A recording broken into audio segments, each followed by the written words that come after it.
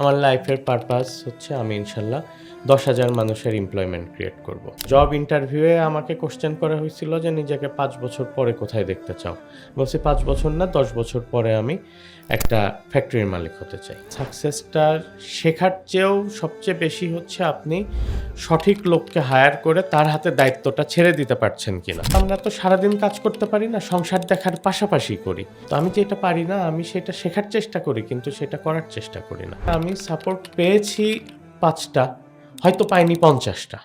Financial টানাপোড়েনের কারণে অনেক উদ্যোক্তা সফল হতে পারে না। যা যা করা হবে না সেইটা যদি আমি কন্ট্রোল করতে পারি তাহলেই কিন্তু যা করা উচিত সেটাতে আমি অনেক দূরে এগিয়ে যাচ্ছি। আসসালামু আলাইকুম। স্টুডিওতে আজ আমাদের সঙ্গে উপস্থিত হয়েছেন বাইগনি অ্যাগ্রো এর ফাউন্ডার এবং ম্যানেজিং ডিরেক্টর, একজন সফল উদ্যোক্তা রুবায়েত হোসেন ভাই। আসসালামু আলাইকুম। ওয়ালাইকুম আসসালাম, কেমন ভাই, আছেন ভাই? আছি আলহামদুলিল্লাহ। আপনি কেমন আছেন? আছি ভাই, আলহামদুলিল্লাহ ভালো আছি। আমরা আলোচনার শুরুতেই জানতে চাই আপনার জন্মস্থান কোথায়? আমার জন্মস্থান বগুড়ায়। বগুড়াতে? জি। বগুড়া সদরেই? জি, বগুড়া সদরের জন্য। আচ্ছা, পড়াশোনা কি বগুড়াতে করেছেন? পড়াশোনা জি বগুড়া জিলা স্কুল এবং বগুড়া ক্যান্ট পাবলিক কলেজে এসএসসি এবং এইচএসসি, আর এরপরে ঢাকায় বিজিএমএ ইউনিভার্সিটিতে ফ্যাশন ও ডিজাইনিং। আচ্ছা, তাহলে তো আপনার প্রিভিয়াস ব্যাকগ্রাউন্ড স্ট্রং। হ্যাঁ, আমি বেসিক্যালি ফ্যাশন এবং গার্মেন্টস সেক্টরের হচ্ছে পড়াশোনার দিক থেকে।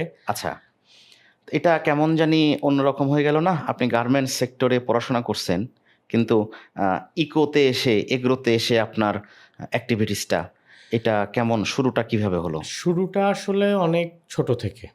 যেমন? ছোটতে আমাদের বাড়িতে, গ্রামের বাড়িতে সবসময় ফসল আসতো, গরু ছিল। আমি গ্রামের বাড়িতে গেলে এই পরিবেশ দেখে বড় হওয়া মানুষ।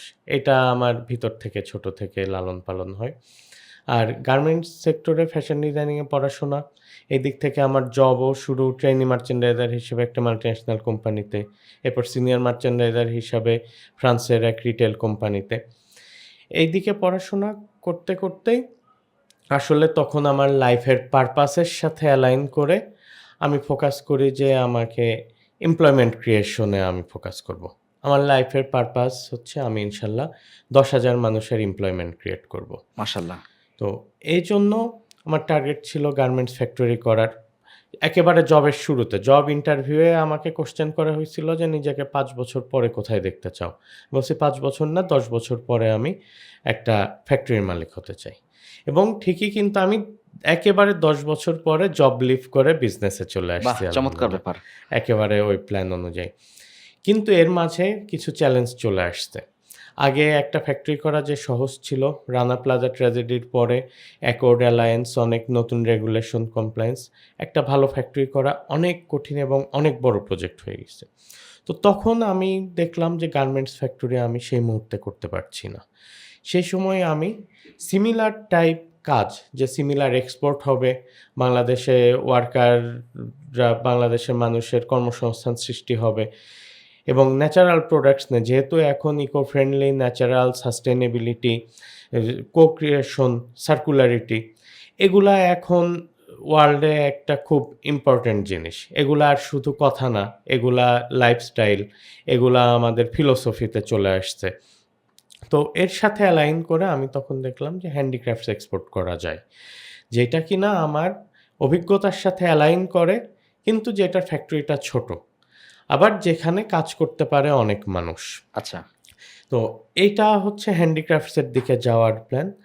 সাথে জব করতে করতেই যে কিছু একটা যেহেতু জব ছেড়ে দিব, শুরু করা দরকার। হ্যাঁ, হ্যাঁ। তখন আরেক ফ্রেন্ডদের সাথে মিলায়ে শুরু করলাম গোয়ালা নামে একটা ডেইরি হ্যাঁ, ব্র্যান্ড। যে কথা আপনি বলছিলেন, জি। গোয়ালা। তো গোয়ালাতে আমি কো-ফাউন্ডার এবং সিইও হিসাবে শুরু করলাম।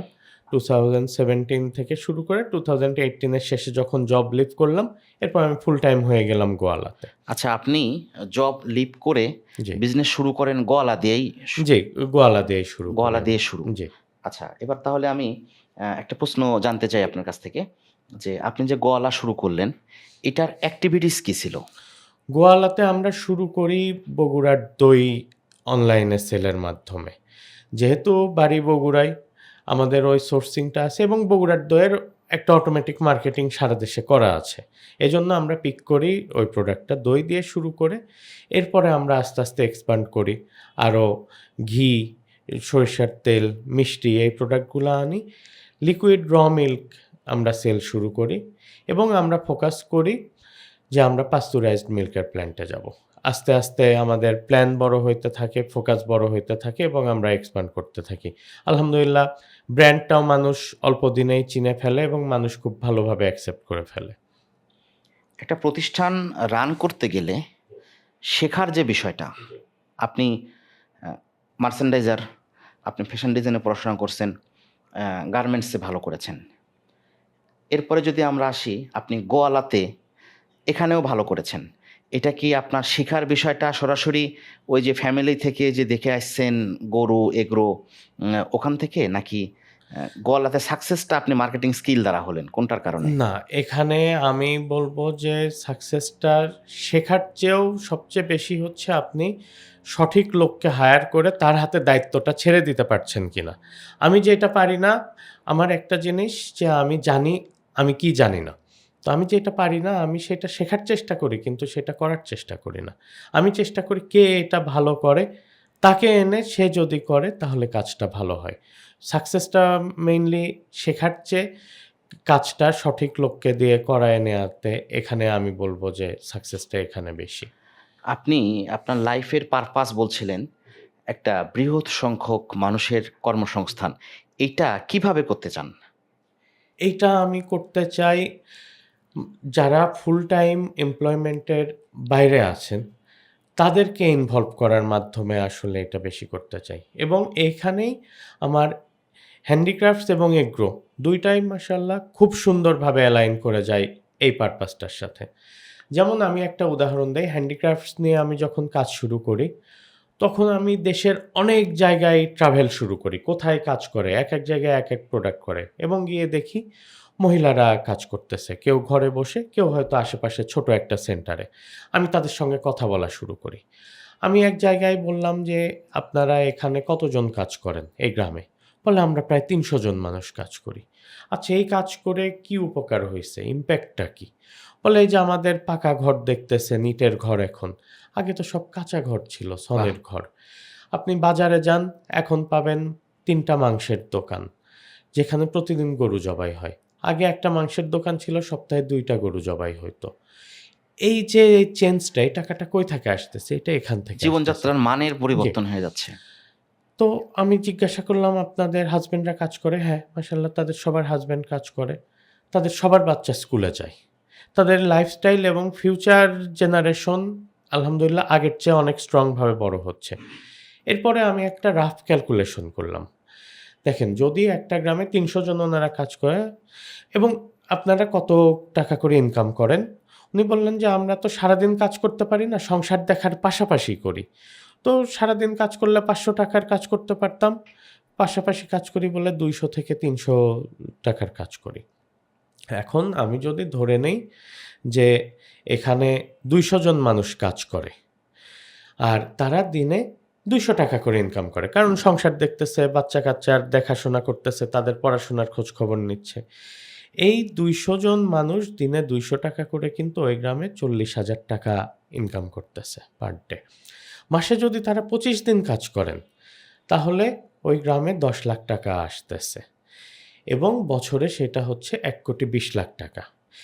এখন দেখেন এই ৳১,২০,০০,০০০ এটা কিন্তু তারা অবসর সময়ে করতেছেন। যেই সময় সংসার দেখার পাশাপাশি হয়তো কাঁথা সেলাই করতেন, হয়তোবা অন্য কাজ করতেন, হয়তো টিভি দেখতেন, গল্প করতেন। অনেক কিছুই হইতে পারে। কিন্তু সেটা একটা নন ইকোনমিক কাজ ছিল, ইনকাম ছিল না। সেই জায়গাটা ওই সময়টা কাজে লাগে তাদের স্কিল ডেভেলপ করে তাদেরকে কাজ দেয়ার মাধ্যমে বাংলাদেশের একটা গ্রামে যদি বছরে ৳১,২০,০০,০০০ ক্যাশ ইনজেক্ট হয় এবং যেটা কিনা অন্য আরেকটা সেক্টর থেকে কিন্তু আমি ওই টাকাটা টেনে আনছি না।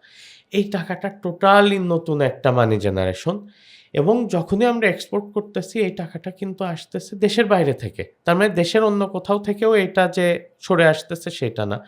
এবং সাথে আরেকটা বড় জিনিস হচ্ছে এখানে ফরেন কারেন্সি আসতেছে। এখানে আমি দেখলাম যে এই একটা কাজ করার মাধ্যমে আমি যদি হোম ওয়ার্কারদের স্কিল ডেভেলপমেন্ট ট্রেনিং করায়ে তাদের আমি অর্ডার এনে তাদের কাজ দিয়ে তাদের কাজটা আমি বাইরে এক্সপোর্ট করতে পারি, একটা কাজে আমার পারপাসের অনেক কিছু সলভ হয়ে যাচ্ছে এবং ইকোনমিতে একটা ভালো ইম্প্যাক্ট পড়তেছে। সেম এগ্রোতেও, এগ্রোতে যেমন আমরা একটা ফার্ম করেছি, আমরা এখানে নিজেদের জমিতে ঘাস, ভুট্টা এগুলা করছি। আমরা ইনশাল্লাহ সামনে প্রসেসিং করে নিজেরা দইয়ের প্রোডাকশনে যাব, নিজেরা ঘির প্রোডাকশনে যাব। প্রোডাক্টগুলাও ইনশাল্লাহ আমাদের তত্ত্বাবধানে প্রোডাকশন হবে। পাশাপাশি এই মডেলেই যে বাড়িতে কিনা একটু জায়গা আছে, তার হয়তো একটা গরু আছে, আমরা হয়তো তাকে আরও ২টা গরু কিনে দিব, তার থেকে দুধটা আমরা কিনে নিব, গরুটা বড় হইলে আমরা কিনে নিব। এইভাবে ডিসেন্ট্রালাইজড একটা সিস্টেমের মাধ্যমে যত লোককে এবং তাদের অবসর সময়ে তাদের কমফোর্টেবল টাইমে আমরা ইউটিলাইজ করে তাদের জন্য একটা ইনকাম জেনারেশনের ব্যবস্থা করতে চাই। এটা তো একটা বিশাল কর্মযজ্ঞ। জি, এটা এই আলহামদুলিল্লাহ। বিশাল কর্মযজ্ঞ বা এটাকে যদি আমরা একটা জার্নি বলি, এখানে ফাইন্যান্সিয়াল ফ্লো একটা বড় ফ্যাক্ট। তো শুরুতেই ফাইন্যান্সিয়াল টানাপোড়েনের কারণে জি, আপনার অনেক উদ্যোক্তা সফল হতে পারে না। জি, এখানে আমাদের দেশের প্রেক্ষাপটে পরিবার একটা বাধা। জি, সাধারণত পরিবার চাকরির জন্য লালায়িত থাকে। জি, সন্তান উদ্যোক্তা হয়, ব্যবসায়ী হোক, এটা চায় না। কারণ তারা ভয় করে যে যদি লসের মুখে পড়ে যায় তাহলে বড় অঘটন ঘটে যেতে পারে। তো এই বাধা থেকে আপনি বের হয়ে এসে এত বড় একটা কর্মযজ্ঞে হাত দিচ্ছেন, এত বড় জার্নিতে আসতেছেন। আপনার পরিবারের এখানে বাধা ছিল কিনা? আর ফাইন্যান্সিয়াল এই শুরুতে যে ব্যাকআপগুলো, এটা আপনি কিভাবে করেছেন? এখানে আসলে বাংলাদেশের অন্যান্য ১০ জনের থেকে আমি আলাদা না, আমার ফ্যামিলি আলাদা না। এই বাধাটা আমারও ছিল, বাধা আছে। আলহামদুলিল্লাহ পাশাপাশি সাপোর্টও আছে। আমি জব লিভ করার কথা বলেছিলাম যে ১০ বছর। আমার ১০ বছর ২ মাস জব করতে হয়েছে। ২ মাস বেশি করছি আমি শুধুমাত্র ফ্যামিলি থেকে, আমার মা রাজি হচ্ছিলেন না যে আমি চাকরি ছেড়ে দিব।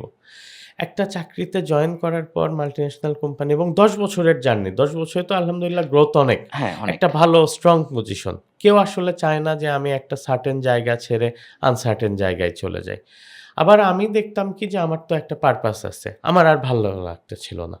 এবং একটা ভালো লাগা, আরেকটা হচ্ছে আমি ১০ বছরে যেই পর্যায়ে আসছি, আরও ১০ বছরে কি সেখানে যেতে পারবো কিনা সেটা। আমি দেখি যে না, ওখানে একটা বটলনেক আছে। গ্রোথটা দিন, দিন কমে আসতেছে। তার মানে কি আমার পিকে যাওয়ার চেয়ে আমার ডিক্লাইনের একটা সম্ভাবনা আছে। সো আমার নতুন দিকে যেতে হবে যেখানে কিনা আমি ইনশাল্লাহ আরও ১০ বছরে আরও উপরে উঠতে পারবো। তো এখানে স্ট্রাগল ছিল, স্ট্রাগল আছে, হতাশাও ছিল, আছে, কিন্তু আলহামদুলিল্লাহ তার সাথে তার চেয়ে বেশি আছে আমাদের যে পজিটিভনেস, আমাদের আশা এবং চ্যালেঞ্জ নেয়ার সাহস এবং শক্তি। আলহামদুলিল্লাহ আল্লাহর রহমতে চ্যালেঞ্জ ফেস করেই এগিয়ে যাচ্ছি এবং ইনশাল্লাহ আরও আগাবো। এটা খুবই চমৎকার ব্যাপার। আ পরিবার থেকে তো বাধার সম্মুখীন সবাই হয়। জি।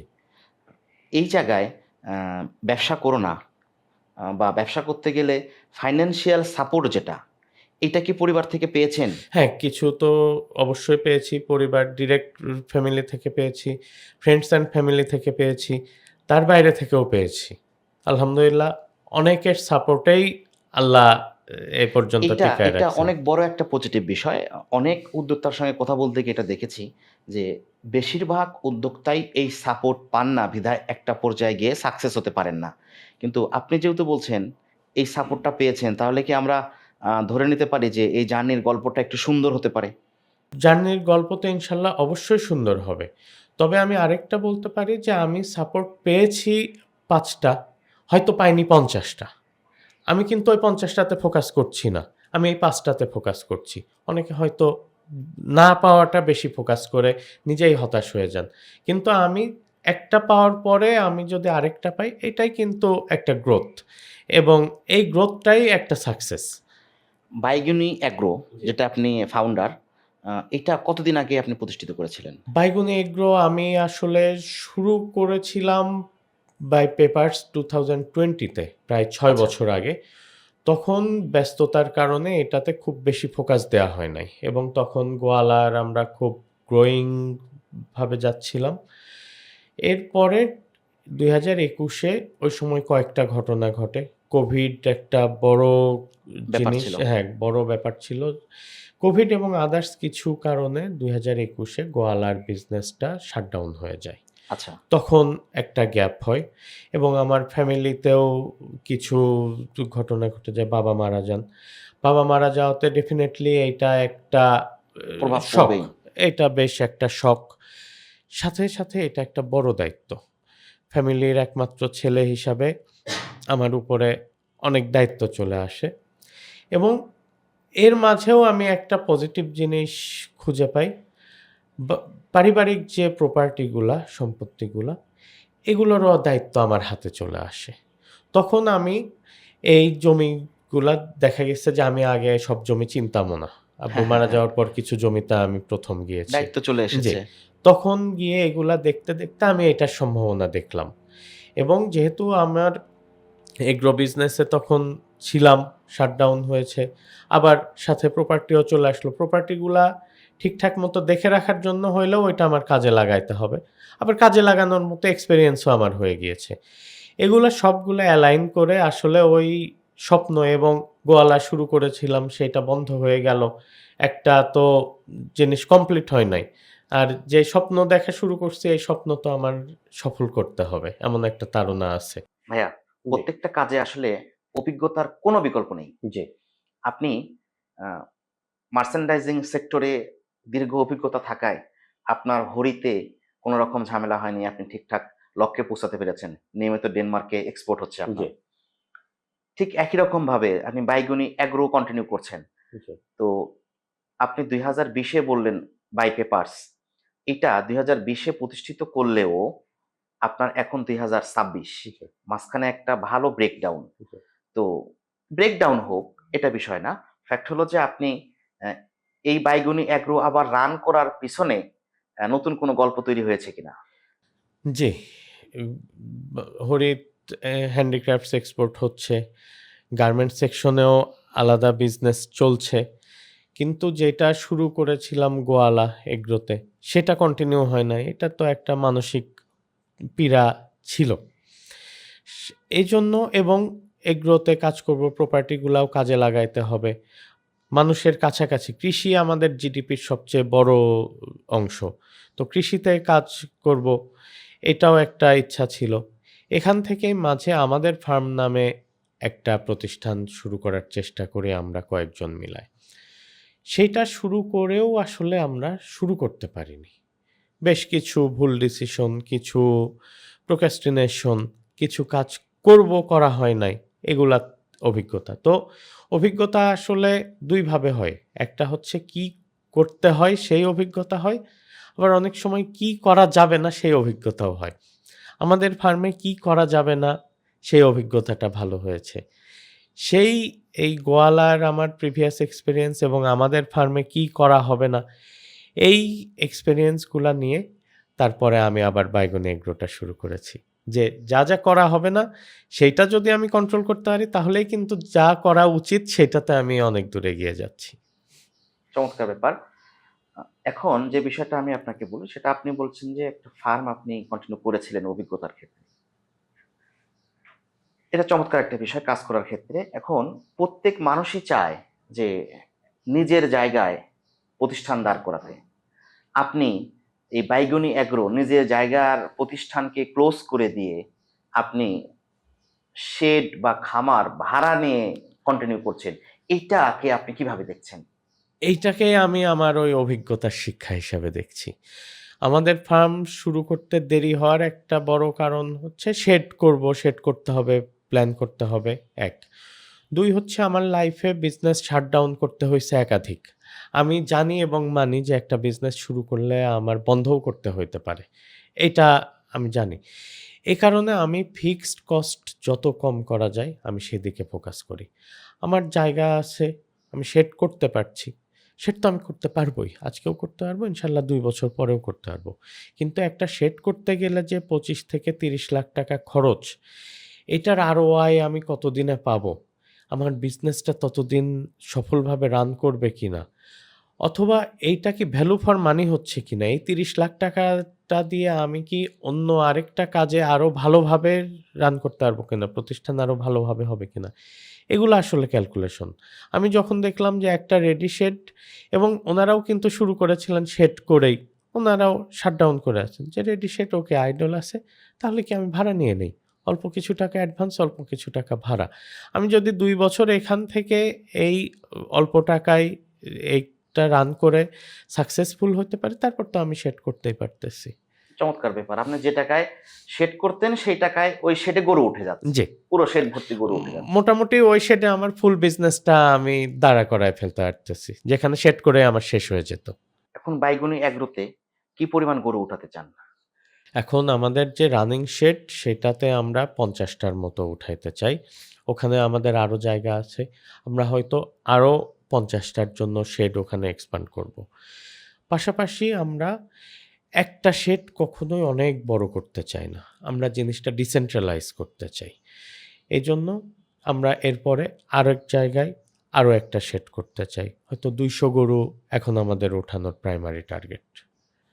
আপনাদের কি শুধু গরুই করবেন? না, গরুর পাশাপাশি ওখানে আমাদের ছাগল আছে। আমরা খাসির মাংস, মিট প্রসেসিং এর একটা প্ল্যান আছে মিট সেলের জন্য। এজন্য পরীক্ষামূলকভাবে কিছু ছাগল করছি। আমাদের নিজেদের পুকুর আছে, যেটাতে হ আমরা ভবিষ্যতে ইনশাল্লাহ মাছ চাষেও হয়তো যাব। প্লাস কিছুদিন আগে আমি আবার আরেকটা সাইট কনফার্ম করে আসলাম। দেশি মুরগি, যেটা কিনা ছেড়ে দিয়ে পালা। তারা যেন হেঁটে বেড়ায়, এভাবে ছেড়ে দিয়ে ফ্রি রেঞ্জ চিকেন যেটা বলে, এই ফ্রি রেঞ্জ চিকেনে দেশি মুরগিও আমরা করতে চাই। এগুলো নিয়ে আমি যতটুকু পড়াশোনা করেছি বা আপনার অভিজ্ঞতা যতটুকুই আছে, আমি দেখেছি এখানে খাবারের খরচ একটা বড় ফ্যাক্ট। এই খাবারের খরচকে যদি মিনিমাইজ করা যায়, তাহলে ভালো কিছু সম্ভব। আমি আপনার কাছে জানতে চাই, আপনারা এই খাবারের এই বিষয়টা, গরুর খাবারের বিষয়টা আপনারা কিভাবে দেখবেন? আমরা খাবারের একটা বড় অংশ আমরা নিজেরা ম্যানেজ করতে চাই। যেমন ফার্ম শুরু করার শুরুতেই ৮ বিঘা জায়গায় ভুট্টা চাষ করে ফেলেছি আমরা, মাশাআল্লাহ ভালো হয়েছে। ওইটা থেকে আমরা সাইলেজ করব। এখান থেকে খাবারের একটা অংশ যাবে। ফার্মের সাথে ৩ বিঘা জায়গায় আমরা ঘাস চাষ করছি। সেখান থেকে আমরা ঘাস পাচ্ছি। এই যে ভুট্টা এবার যখন হয়ে যাবে, তারপরে ইনশাআল্লাহ আমরা ওখানে ধান চাষ করব। ধান চাষটা কিন্তু ধানের আমাদের মেইন টার্গেট না। আমাদের মেইন টার্গেট এখান থেকে যে খড়টা পাবো, গরুর খড়টার জন্য। তো খাবারে আমরা দেখা যাচ্ছে যে এখান থেকে আমরা নিজেরাই খাবারের একটা বড় অংশ যেন ম্যানেজ করতে পারি, সেই চেষ্টা করছি। বাইগুনি এগ্রোতে আপনার কি, কি প্রসেস করবেন? আমরা লিকুইড মিল্কটা সাপ্লাই দিব। ব আমরা বগুড়ায় দইয়ের প্রোডাকশন করব ইনশাল্লাহ। আমরা গরুর মাংস যেটা, এটা সেল করব।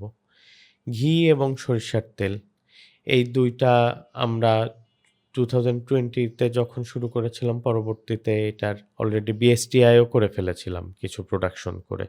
ঘি, সরিষার তেলের আমাদের বিএসটিআই আছে। এটাও আমরা ইনশাল্লাহ মার্কেটে নিয়ে আসব। এর সাথে রিলেটেড আরও বিভিন্ন প্রোডাক্ট যেটা কিনা আমাদের একসাথে অ্যালাইন করে, অনেক কিছুই আমরা ইনশাল্লাহ নিয়ে আসব। আর দেখা যাচ্ছে যে আমাদের প্রোডাক্টগুলা সোর্স মাল্টিপল জায়গাতে প্রোডাকশন হবে, সোর্সিং হবে। আমরা স্ট্র্যাটেজিক একটা পয়েন্টে ওখানে এগুলা প্যাকিং করব। প্যাকিং করে ট্রান্সপোর্টটা যেন একসাথে করতে পারি, এজন্য আমরা নাম্বার অফ প্রোডাক্ট বাড়ানোর দিকে জোর দিব। আমাদের টার্গেট থাকবে একজন কাস্টমারের কাছে আমরা যেন একটা বড় বাস্কেট সাইজ সেল করতে পারি। উনি যেন ৮টা ১০টা প্রোডাক্ট আমাদের থেকে নিতে পারেন। দুধ এবং মাংস জি। কোনটা উৎপাদনের দিকে আপনারা ফোকাস দিচ্ছেন? আমরা দুধটা উৎপাদনের চেয়ে দুধ কালেকশনে বেশি ফোকাস দিচ্ছি। যেটা বলেছি যে আমরা হয়তো ২ টা ৫ টা করে গাভী অনেককে দিব। আবার প্রান্তিক চাষী যারা আছে, যার ২ টা গরু আছে, দুধ দেয়। আমরা অলরেডি সিরাজগঞ্জের শাহজাদপুরে একটা মিল্ক কালেকশন সেন্টার সেটআপ করেছি। আমরা ওখানে মিল্ক কালেকশন করব। কেউ ৫ লিটার, কেউ ২০ লিটার, যার কাছে যেটা হয়, এইটা নিয়ে আমরা ওখান থেকে দুধটা এখানে সাপ্লাই দিব। আর মাংসটা আমরা আমাদের নিজেদের যে পালন করা গরু ফার্ম থেকে, সেখান থেকে দিতে চাই। এর মানে কিন্তু এই না যে আমরা ডেইরিতে থাকবো না। আমরা ডেইরিতেও থাকবো। সেই ডেইরির যে দুধের উৎপাদনটা ওইটা আমরা আসলে সরাসরি দুধ সেল না করে এটাকে প্রসেস করতে চাই, ভ্যালু এড করতে চাই। আমরা ঘি বানাইতে চাই, আমরা দই উৎপাদন করতে চাই, আমরা মোজারেলা চিজ উৎপাদন করতে চাই। এটা ফার্মের দুধ থেকে আমরা এই প্রোডাক্টগুলা করে ভ্যালু এডেড প্রোডাক্ট হিসাবে সেল করতে চাই। কৃষিতে অনেকেই ধরাশায়ী হচ্ছেন, ফার্মে আরো বেশি ধরাশায়ী হচ্ছেন। আপনি আবার নতুন করে গার্মেন্টসের মতো পশ একটা বিজনেস থেকে সরে এসে আপনি এগুলোতে ফোকাস দিচ্ছেন, এটা কতটুকু সাস্টেনেবল হবে? উম আমি আসলে সরে আসছি না। গার্মেন্টসটাও আছে। ওখানে যেহেতু অনেক দিনের অভিজ্ঞতা এবং একটা টিম সেটআপ হয়ে গিয়েছে, ওখানে আমার পুরাপুরি সময় না দিলেও ওইটা ইনশাল্লাহ রান করছে। আর এগ্রো খুব কঠিন জিনিস, সেটা মেইনলি সংরক্ষণের জন্য। তো এইজন্যই একটু আগে বললাম মোজারেলা চিজের কথা। দেখেন দুধ আমি কিন্তু একদিনের বেশি রাখতে পারবো না। আর ১,০০০ লিটার দুধ রাখাটাও অনেক কঠিন। এরপরে গেলে নষ্ট হয়ে যাবে। কিন্তু ১,০০০ লিটার দুধ থেকে আমি কিন্তু মোজারেলা চিজ করতে পারবো অনেক কম। ১০০ কেজি, ১৫০ কেজি এমন। এই মোজারেলা চিজ কিন্তু আমি ডিপ ফ্রিজে ১ বছর রাখতে পারতেছি। তো এইভাবে কিছু প্রসেসিং এর মাধ্যমে আমরা আসলে ওই রিস্কটা কমায় আনতে চাই। এবং আমাদের একটা বড় এগ্রোর উৎপাদন, বাজারজাতকারী এই ২ টা সেক্টর সবসময় আলাদা হয়ে আসছে। কৃষক উৎপাদন করে আর দেখা যাচ্ছে যে অন্য একজন বাজারজাত করে। এর মাঝে অনেক ধাপে অনেক হাতবদল হয়। প্রতিটা ক্ষেত্রেই কিছু কস্ট বেড়ে যায়। আমরা নিজেরা উৎপাদনের সাথে রিলেটেড এবং আমাদের বাজারজাতকরণে অভিজ্ঞতা আছে। আমাদের পরিচিতি আছে। আমরা জানি যে কোথায় গেলে সেল করা যাবে। এইজন্য যেহেতু টোটাল একটা ইকোসিস্টেম ইনশাল্লাহ আমরা বিল্ড করতে পারতেছি, এ কারণে আমাদের বিশ্বাস আমরা এখানে ইনশাল্লাহ ভালো করব। ভাইয়া, একটা বিষয়, আমাদের দেশ কৃষি প্রধান হওয়ায় আমাদের রক্তে যেমন কৃষি, আমাদের বেড়ে ওঠা কৃষিতে, আবার আমরা কৃষি পছন্দ করি। জি। আপনি তো খামার করলেন, মিস্টার এক্স ওয়াই জেড তারা খামারের সঙ্গে সম্পৃক্ত হতে চায় কিভাবে? এখানে হ্যাঁ, আসলে আমারও যেমন ইচ্ছা ছিল, আমার ফ্রেন্ডদেরও অনেকেরই ইচ্ছা আছে যে এখানে তারা যুক্ত হবে। তো খামার তো একটা কঠিন জিনিস, আসলে খুব টেকনিক্যাল জিনিস এবং যে কিনা অন্য একটা ফুল টাইম জবে আছেন, একটা বিজনেসে আছেন, উনি ওইটা ছেড়ে খামারে গিয়ে সময়ও দিতে পারবেন না। কিন্তু উনি বিনিয়োগ করতে পারেন। আমরা যেমন খামারে বিনিয়োগ আমরা ওয়েলকাম করি। কেউ যদি ছোট অ্যামাউন্টও বিনিয়োগ করতে চান, আমাদের ক্রাউড ফান্ডিং মডেল আছে। আবার বড় বিনিয়োগও আছে যে একটা ব্যাচ গরু আমরাই দিব। এইটা আপনারা লালন-পালন করে দিবেন। এই ধরনের একটা প্রসেস। আমাদের এইরকম কয়েকটা পলিসি আছে, অন্যরা এখানে যুক্ত হইতে চাইলে। নতুন লোকেশন বললেন নাটোরে, কেউ যদি খামার দেখতে চায় তাহলে কি খামার দেখতে যাওয়ার সুযোগ আছে? হ্যাঁ, অবশ্যই। আমরা সবাইকে ওয়েলকাম করি দেখার জন্য। এখানে নাটোরে আমাদের খামারটা যেখানে অবস্থিত, লোকেশন খুব সুন্দর। ট্রেনে যদি কেউ যায় সকালে গিয়ে সে রাত ১০টার মাঝে আবার ঢাকায় ফেরত আসতে পারে এবং এই জার্নি ইটসেলফ একটা খুব ভালো জিনিস। গ্রাম বাংলা দেখতে, দেখতে ট্রেনে করে যাওয়া। এখানে গিয়ে নাটোরে আমাদের খামারটা উত্তরা গণভবন থেকে একেবারে হাঁটা ডিসট্যান্স। তো দেখা যাচ্ছে যে ওখানে গিয়ে শুধু যে উনি খামার দেখতে পারতেছেন তা না, হিস্টোরিক্যাল প্লেস দেখতে পারতেছেন। নাটোরে আরো কিছু পর্যটন এরিয়া আছে। হালতিবিল যেটাকে অনেকে মিনি কক্সবাজারও বলেন। নর্থ বেঙ্গলের একটা বড় পর্যটক ওখানে যান। তারা সেটা দেখতে পারতেছেন। চলনবিল খুবই সুন্দর একটা জায়গা। এটা দেখতে পারতেছেন। আবার আমাদের খামারে থাকার ব্যবস্থা আছে। ওখানে আমাদের যে ঘাসের জমিটা সবুজ একেবারে খামারের সাথে। ওখানে বসলেই ন্যাচারাল বাতাসে আপনার মন ভালো হয়ে যাবে। তো কেউ যদি যেতে চান, একদিনের মাঝে তার এটা একটা খুব সুন্দর একটা জার্নি হয়ে যাবে। আপনি বলছিলেন বিনিয়োগকারীর কথা, যে কেউ চাইলে ইনক্লুড হতে পারবে। জি। এখানে মুনাফা বন্টন বিষয়টা কি শরিয়া সম্মতভাবে হবে? জি, আমরা যেহেতু দেখেন বিজনেসে মানুষ ইনভেস্ট করতেই চান, তার একটা বড় কারণ তারা শরিয়া সম্মত থাকতে চান। আরো তো অনেক অপশন আছে টাকা রাখার জন্য, টাকা ইনভেস্ট করার জন্য। আমার অভিজ্ঞতা থেকে দেখেছি আমার আশেপাশে অনেকেই তারা বিজনেসে ইনভলভ হইতে চান। ২ টা জিনিসের জন্য। ১ হচ্ছে বিজনেসের গ্রোথ আছে, ২ বিজনেসটা শরিয়াসম্মত। এজন্য আমরা আমাদের বিজনেসের ইনভেস্টমেন্ট মডেল এবং মুনাফা মডেলটাও শরিয়াসম্মত রেখেছি। কেউ বিনিয়োগ করলে লিগ্যাল ব্যাপারগুলো আপনারা কিভাবে দেখবেন? আমরা এটা একেবারে প্রফেশনাল একটা ফার্মের সহায়তা নিচ্ছি। সমস্ত চুক্তি এবং আ তাদের শুধু লিগ্যাল বলতে আইন এবং শরিয়া ২ টাই আমরা প্রফেশনালদের সাহায্য নিচ্ছি। ২ টা কমপ্লাই করে আমরা চুক্তি করে তাদের মাধ্যমে এভাবে ডকুমেন্টেশন করছি। আমরা আলোচনার প্রায় শেষ পর্যায়ে এসেছি। আমরা বাইগুনু এগ্রির উত্তরোত্তর সাফল্য কামনা করি থ্যাংক ইউ। এবং আমরা আশা করছি খুব দ্রুতই আপনি আপনার কাঙ্ক্ষিত লক্ষ্যে পৌঁছে যান। আপনার স্বপ্ন যেটা ১০,০০০ লোকের কর্মসংস্থান আপনি করতে চান, এই লক্ষ্য দ্রুতই পূরণ হোক। সামনে অন্য কোনো দিন অন্য কোনো গল্প নিয়ে কথা হবে। ইনশাআল্লাহ। থ্যাংক ইউ আপনাকে সময় দেওয়ার জন্য। কথা বলে খুব ভালো লাগলো। দর্শকবৃন্দকে ধন্যবাদ। আসসালামু আলাইকুম।